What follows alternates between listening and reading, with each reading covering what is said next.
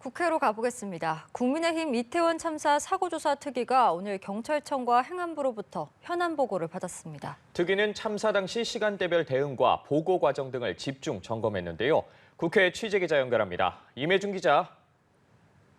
네, 국민의힘 이태원 참사 사고조사 특위는 오늘 오전 회의를 열고 경찰청과 행안부로부터 참사 당시 상황을 보고받았습니다. 특위는 참사 당일 보고체계 구멍과 초동 대처 과정에서의 문제점 등을 집중 점검했는데요. 구체적으로 참사 당시 장관에 대한 보고체계, 재난문자 발송, 대피 명령과 응급의료 시스템 등이 제대로 작동하지 않았다고 지적했습니다. 아울러 이임재 전 용산경찰서장이 참사 현장까지 걸어서 5분인 거리를 관용차를 타고 55분이나 걸려 도착한 사실도 집중 추궁하며 질타했습니다. 오늘 현안 보고를 토대로 특위는 오는 15일 이태원 참사 관할 지자체인 용산구청에 대한 현장 점검에 나섭니다. 이후 18일에는 안전대책 관련 전문가들과 사고 재발 방지 대책 마련에 몰두할 계획입니다.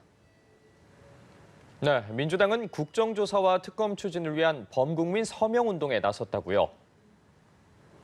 네, 그렇습니다. 민주당은 오늘 낮 12시 반부터 이태원 참사 국정조사 추진을 위한 범국민 서명운동을 시작했습니다. 서명운동 발대식에 참석한 이재명 대표는 국정조사와 특검 추진에 대한 지지를 직접 호소했는데요. 들어보시겠습니다.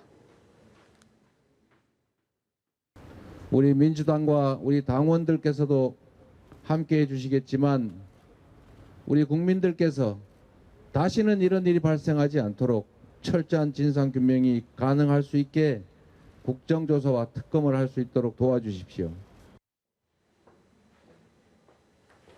네, 이 대표와 지도부를 필두로 본격적인 장외 여론전에 시동을 건 것으로 보입니다.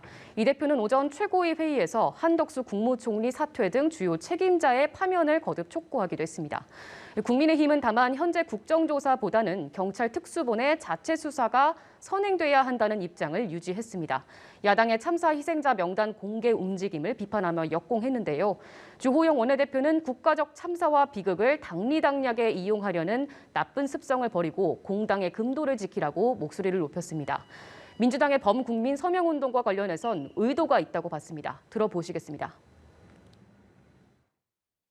스스로 이 의회주의, 민주정당임을 포기하는 것이 아니냐 그렇게 생각이 듭니다.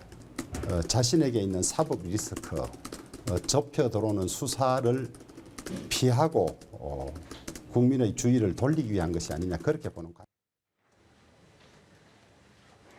한편 오늘 국회 문체위 전체 회의에선 MBC 기자들에 대한 대통령 전용기 탑승 배제 논란과 관련해서도 여야 충돌이 이어졌습니다.